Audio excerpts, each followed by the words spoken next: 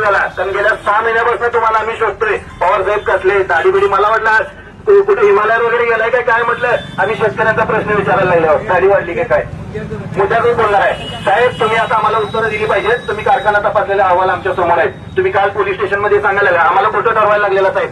माझा वैयक्तिक कुठलं नाही आहे, माझं कुठल्या कारखानदाराबरोबर वापरलं नाही, कुठल्या डेअरीवाल्याबरोबर वापरलं नाही. गोरगरीब शेतकऱ्याची बाजू घेऊन आम्ही बोलायला लागलो साहेब.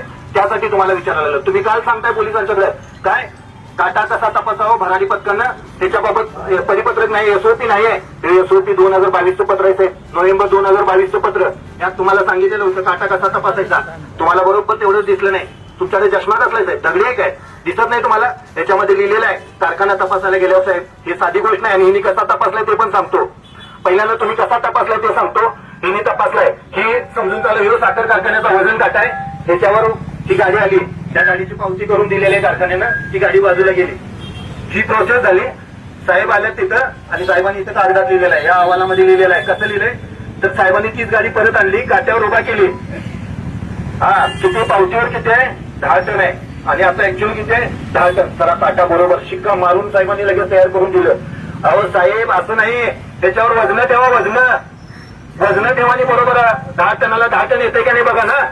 तुम्ही त्याच पावतीला कसं काय बघताय, कशाला चुना लावला साहेब शेतकऱ्यांना, कसं सांगणार आहे. आणि तुम्हाला शासनाने काय सांगितलं, परिपत्र काय साहेब हे तुम्ही सांगितलेलं आहे. कारखाना तपासायला गेल्यावर तुम्ही कसा तपासलाय त्याचं हे साहेब रेकॉर्ड आहे, हे रेकॉर्ड आहे. तुम्हाला विचारायचं नाही साहेब, विचारायचं का नाही. आहे तो इन्स्पेक्टर इथं काय हो साहेब, कसा तपासला, असाच तपासला ना. गाडीवर गेली, गाडी परत आली, पहिलं किती वजन होतं, नंतर किती वजन होतं, सगळ्यांनी प्लस 10 किलो देऊन टाकले तुम्ही काटे बरोबर. शेतकरी पण खुश, राब राबणारा शेतकरी बरोबर ना. 2 रुपये 90 पैसे किलोवाला तुम्ही सांगताय आम्हाला 2900 रुपये. पोरं बी खुश आमची, चला 2900 ऊस गेला आमचा, काटा किती मारला करते आम्हाला.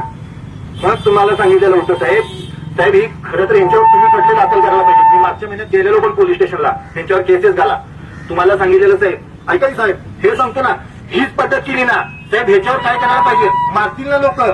अहो इथं शेजाऱ्याची पिंडी मारली कापली, एखादी एक्स्ट्रा तर स्पीकर देऊ पुढे देऊ, एखाद्याची पिंडी एक्स्ट्रा कापली तर शेतावर भांडणं व्हायला लागल्या साहेब. आणि आमची डायरेक्ट तिकडे उचलून यायला लागल्यात, काटा मारून यायला लागल्यात. तिथं काय लक्ष्मीपुरीत होतो त्या गवत मंडी 50 रुपयाला गवताची पिंडी साहेब, 7 किलो वजन झालं, 7 किलो 7 रुपये किलोनं गवत जाते आणि आमचं 3 रुपये किलोनं ऊस जातोय साहेब. विचारायला पाहिजे तुम्हाला काटा. तुम्ही अशा पद्धतीने केलं, तुम्हाला शासनानं नेमून दिलेलं कर्तव्य काय होतं याच्यामध्ये तुमच्या नावाचा उल्लेख आहे, तुमच्या विभागाचं परिपत्रक आहे. हे सांगते की लोड सेल ते जंक्शन बॉक्स व जंक्शन बॉक्स ते इंडिकेटर पर्यंत सर्व केबल्स अखंड व कुठेही कापलेले अथवा त्यावरील आवरण काढलेल्या नसाव्यात, तसेच त्यावर चिकट टेपही लावलेला नसावा. आता तुम्ही यात कुठं तपासले सांगा ना साहेब, हे अहवाल आहे काय साहेब. अहो तुम्हाला संधी मिळाली, प्रशासनात आलाय, हे चोर लुटारो आहेत ना बाहेरचे, सहकाराच्या नावाखाली लुटायला लागल्यात. तुम्हाला कुठे तर थांबवायची संधी मिळाली साहेब, पुण्य लागला असतं. म्हातारपणात तुम्हाला आजार शुगर बीपी लागली नसती साहेब, खरंच लागली नसती. त्या पुण्यात असा 10 बार छाती बघून चालला असता, पवार आलाय म्हणून दत्ता पवार, आम्ही पण स्वागत केलं असतं रिटायर झालं. पण तुम्ही काय करायला लागलाय साहेब, नाव काढणार नाहीत, नंतर तोंड बघणार नाहीत कोण. वजन काट्याचा अधिकारी म्हणून लोक बोंब मागतील तुमच्या नावानं. दुसरी पद्धत काय सांगितलं बघणार साहेब, लोड सेल ते इंडिकेटर पर्यंत केबल्सला कोणतेही छोटे उपकरण जोडलेले नसावे. तुम्ही कुठं बघितलं सांगा ना, तुम्ही कुठं बघितलं साहेब, तुम्ही अगोदरच तयारी करून गेले ना.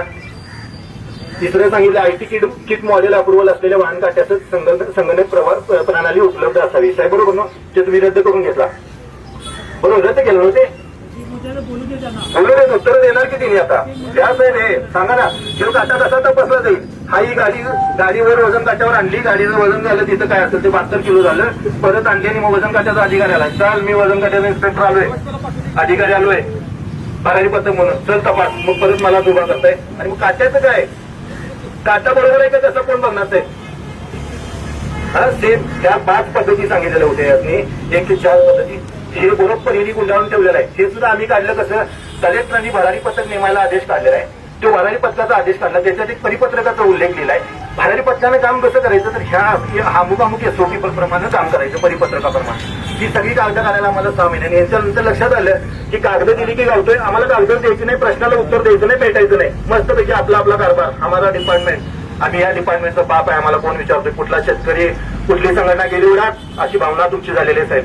ही करू नका, ही करू नका. ही इन्स्पेक्टर साईडला बसलेले मगाशी एकदम हसतोय तिथं दात काढून, तमाशा करायला आलेत का इथं.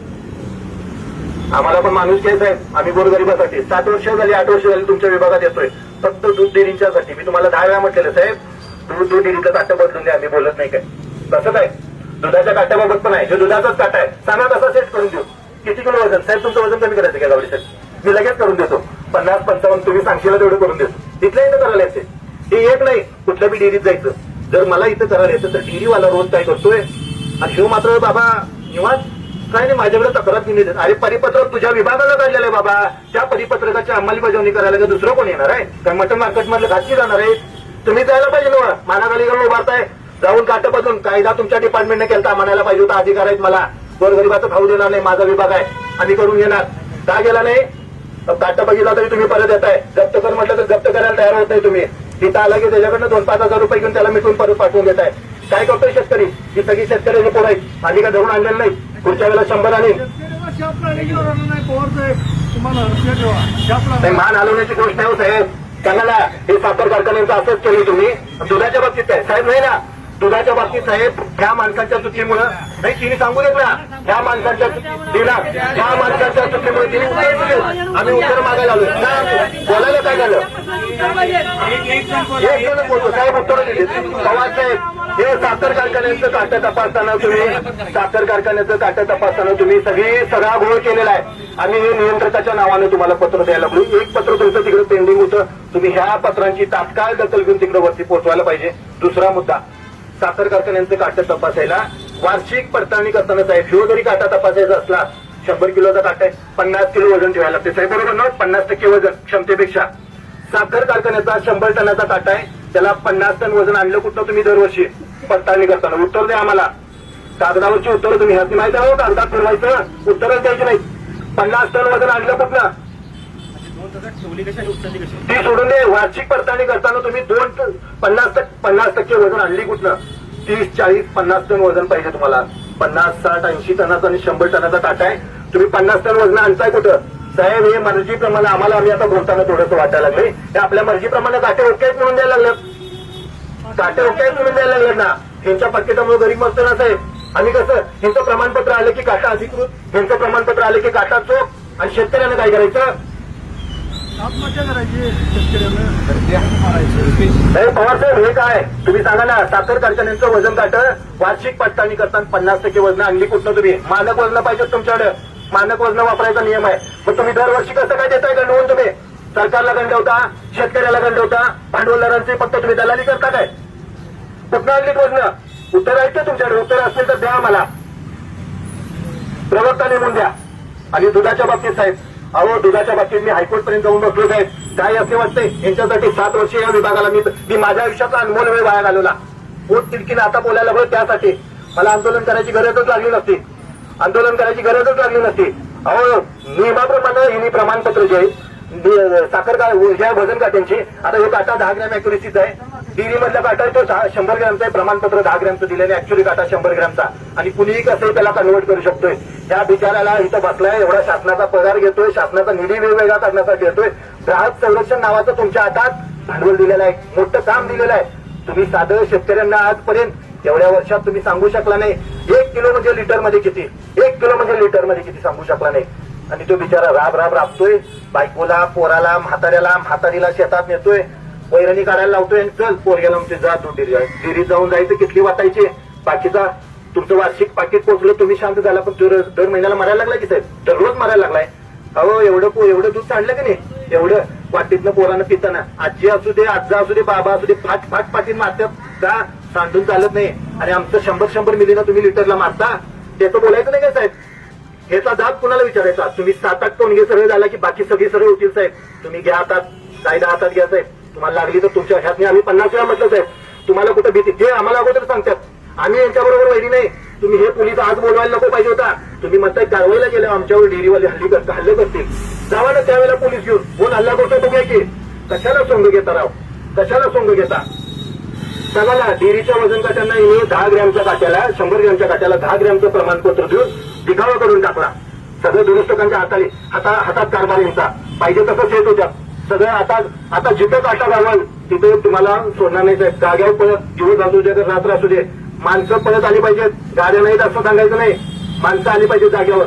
ज्या त्यावेळेला जागेवर कारवाई झाली पाहिजे साहेब. सासरवाडीला कसं फोन आल्यावर सगळी पळतात, मी पण पळतोय, तसं तुम्ही पण आता ही सासरवाडी म्हणायची. तो ग्राहक म्हणजे तुमची सासरवाडी, ह्याच्यावरच चालतंय. जिथं तक्रार येईल तिथं पळत जायची तयारी ठेवा साहेब. आणि आम्हाला उत्तर द्या, साखर कारखान्याचा काटा तुम्ही असा कसा तपासला? हे 72 किलो, हे पण 72 किलो. काटा कसं कधी तपासला सांगा ना. ह्याच्यावर तुम्ही दिलाय, हे बघा ना, ह्याच्यावर तुम्ही दिलेला आहे एक डेमो म्हणून. हे आम्ही सगळ्या कारखान्यांचं एक आगोड उचलून करा देऊ. या सगळ्या कारखान्यांचं 23च्या 23 कारखान्यांचं तुमचा अहवाल छापल्या. तुम्ही घरातनं जाताना साहेब घेऊन गेला इथं काय सर्व काटे बरोबर आढळले. बघा ना साहेब, बघा ना, तुम्ही जायचं तपासायच्या अगोदरच कसे काय बरोबर आढळले साहेब? तपासायच्या अगोदरच कसे काय बरोबर आढळले? पहिलं पानच बघा नाही साहेब. तपासायच्या अगोदरच कसे काय बरोबर आढळले? अहो कशाला किती दिवस शेतकऱ्यांना फसवणार आहे तुम्ही? तुम्ही एकदा इमानदारीने वागायला चालू करा साहेब, सगळी वळणावर येतील. काय करणार आहे पुढच्या काळात आणि ह्याचं उत्तर द्या तरी. ह्याच्यात बघा ना साहेब, या नाही साहेब, हंगाम कारखान्यांचा होणार आहे शेतकऱ्यांचा. पवार साहेब, हंगाम शेतकऱ्यांचा होणार नाही. नाही तर तुम्ही म्हणा तुमच्या हंगाम चालू व्हायला आहे.